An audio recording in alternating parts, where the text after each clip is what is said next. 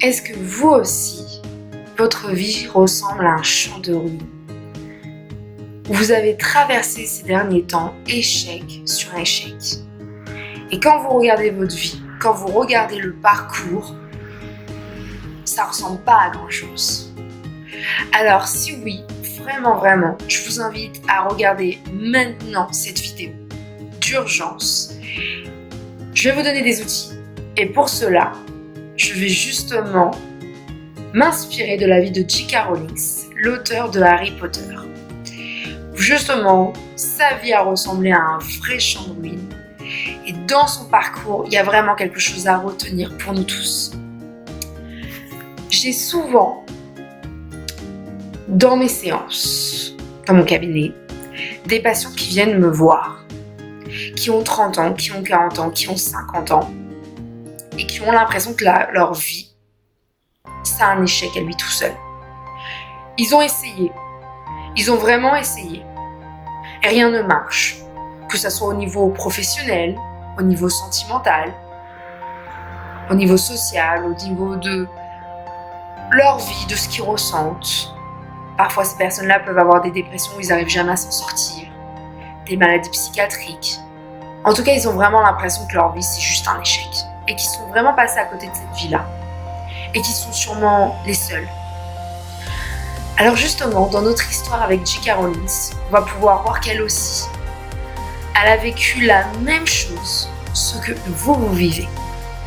Peut-être parfois ça peut même être vécu comme pire ce qu'elle a vécu, ou moins pire, ça dépend. Mais en tout cas, elle aussi, sa vie a été un vrai échec.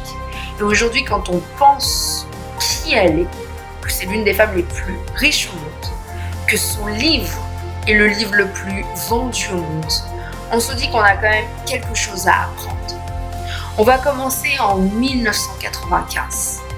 J.K. Rowling est divorcée, elle a un enfant, elle est au chômage, elle est pauvre. Et elle a 29 ans. Et à ce moment-là, je peux vous assurer que sa vie, c'est tout sauf ce que c'est aujourd'hui. Et elle, en plus de tout ça, elle souffre d'une dépression clinique. C'est lié à beaucoup d'échecs dans sa vie, mais c'est aussi lié au décès de sa mère. Et elle va très mal. Elle est en direction pour aller chez sa sœur à Londres. Et vraiment, sa vie est juste un chaos. Et elle va s'endormir dans un train. Et c'est à ce moment-là, bien qu'elle est très mal, elle est au bout du gouffre, qu'elle réalise quelque chose d'intéressant. Et si vous aussi, votre vie, vous avez l'impression que vous n'avez rien réussi, justement, vous pourrez le réaliser. Si vraiment vous vous concentrez sur votre vie, vous pourrez réaliser quelque chose de... En fait, quand on est dans un échec total, ce qui est intéressant, c'est qu'on n'a plus peur de rien. C'est qu'il n'y a plus rien à perdre. C'est que finalement, on est peut-être parfois libéré de cette pression sociale. Parce qu'elle existe, cette pression sociale. Et cette pression sociale, elle est d'une violence incroyable. Cette pression sociale, elle vous dit quoi faire, qui être, de tel âge à quel âge. À 20 ans, elle vous dit d'étudier. À 30 ans, elle vous dit d'avoir un métier et d'être minimum marié. À 40 ans, elle vous dit d'avoir toujours le même métier, d'être toujours marié et d'avoir 3 enfants. À 50 ans, elle vous dit de regarder votre vie, de continuer à avancer, de vous rapprocher de la retraite et de vous dire que ça y est, vous avez bien avancé, vous avez accompli ce que vous deviez accomplir. Elle est violente, cette pression sociale. Surtout en sachant que finalement, chaque personne est différente. Chaque personne avance au rythme qu'il doit avancer. Chaque personne a ses propres démons. Chaque personne a ses propres difficultés. Chaque personne a sa propre destinée. Très différentes les unes des autres d'ailleurs. Mais cette pression sociale, elle s'en fout de ça. Elle vous dit juste qui être et à quel âge l'être. Elle s'en fout de savoir qui vous voulez vraiment. Et J.K. Rowling, justement, dans ce train-là qui l'emmène à Londres, elle se pose la vraie question que peut-être je pense que tous on devrait se poser et que très peu se posent vraiment. De dire ok, j'ai pas grand-chose, je suis vraiment en gouffre, je suis en bas, il n'y a plus rien, j'ai presque tout perdu, à part ma fille. Qu'est-ce que je veux vraiment ? Pourquoi je suis sur cette terre? Qu'est-ce que je veux? Mais vraiment, vraiment, qu'est-ce que je veux? Pas qu'est-ce que ça paraît bien à l'extérieur. Qu'est-ce que moi, je veux de cette vie? Et je pense que c'est la meilleure question qu'on puisse se poser quand on va très très mal. Et la réponse lui vient comme une évidence. Elle veut écrire. Elle veut tout simplement écrire. Elle était prof d'anglais au Portugal, c'est là où elle a rencontré son mari et qu'elle a divorcé. Et la seule chose qu'elle veut dans sa vie, c'est écrire. Alors elle s'endort dans ce train. Et à ce moment-là, se passe quelque chose d'extraordinaire, parce que c'est souvent à ce moment-là que la vraie lumière apparaît. C'est quand vraiment on est au plus bas. Et à ce moment-là, elle voit ce petit garçon apparaître. Et ce petit garçon ne sait pas qui est lui, d'où il vient. Il a perdu ses parents. Et il est invité à l'école des sorciers. Et il est en direction dans ce train pour l'école des sorciers. Un château incroyable, magnifique, rempli de magie. Et c'est là où sa vie va vraiment commencer. C'est là où ses aventures vont commencer. Et c'est là où il va apprendre à se découvrir et apprendre à savoir que surtout, il sera l'un des plus grands sorciers.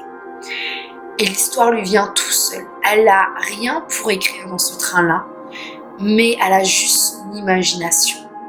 Et elle imagine toute l'histoire. Et tout devient évident. Elle est toujours dans son champ de ruines.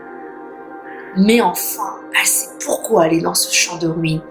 Et ce champ de ruines, elle va le transformer en un monde de magie.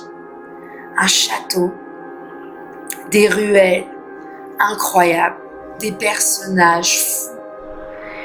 C'est ça son champ de ruines. Et son champ de ruines à ce moment-là est la plus belle chose qu'elle a.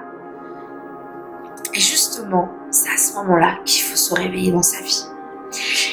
Et donc elle rentre vivre à Édimbourg avec sa fille. Et à ce moment-là, elle commence à écrire. Et c'est même ça qui l'a fait sortir de sa dépression. C'est pas les médicaments, c'est justement le fait d'écrire. Justement, aller là où elle doit aller. Elle sort enfin de sa dépression. Et pour l'instant, ça ne marche pas. Pour l'instant, elle est juste à écrire. Pour l'instant, elle est juste la seule personne au monde à croire en Harry Potter. Et que ça va être sûrement l'un des plus grands succès. Et elle écrit. Et quand elle a fini d'écrire, elle n'écrit pas qu'un livre, elle écrit même le 2e roman. Elle sait qu'il y aura sûrement 7 bouquins. Il est temps de repartir au travail. Elle devient prof d'anglais. Sa situation commence à être un petit peu plus équilibrée. Et elle commence à envoyer aux maisons d'édition son bouquin.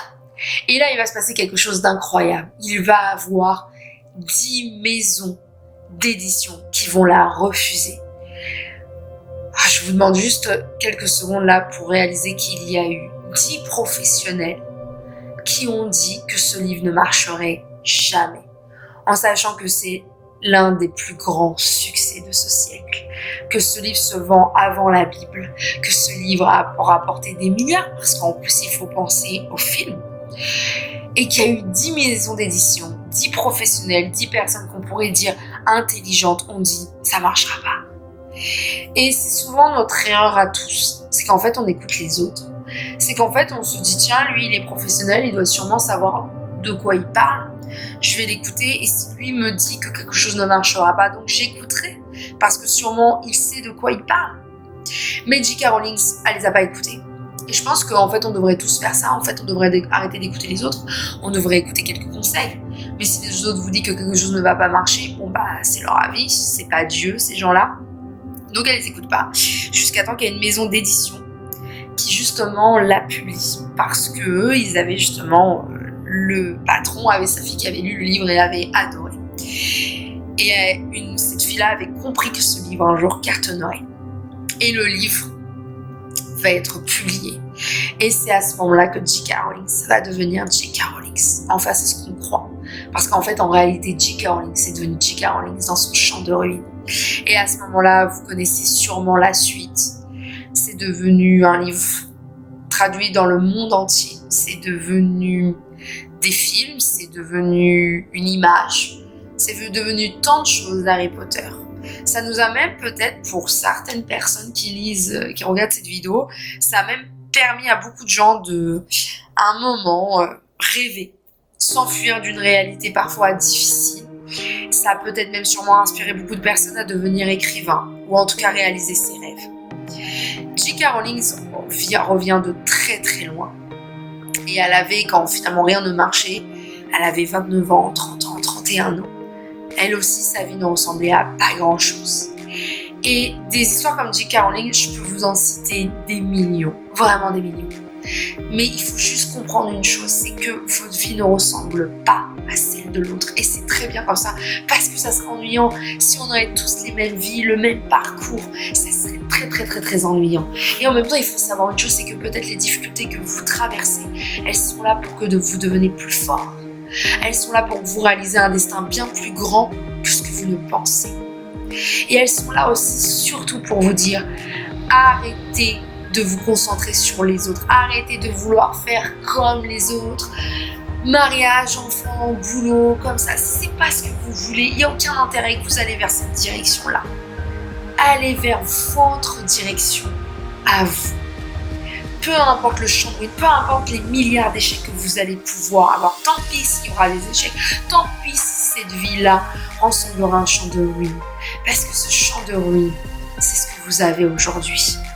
Et ce champ de ruines peut un jour se transformer en un château magique.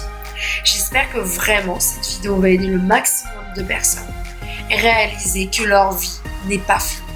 Notre vie n'est jamais finie. Rien n'est terminé. Le jeu, la partie du jeu n'est pas encore terminée. N'oubliez jamais, c'est vous qui décidez quand est-ce qu'elle se termine. On se retrouve dans une prochaine vidéo. En attendant, je vous souhaite une très bonne journée, même si cette journée-là sera dans un champ de ruines. Au revoir.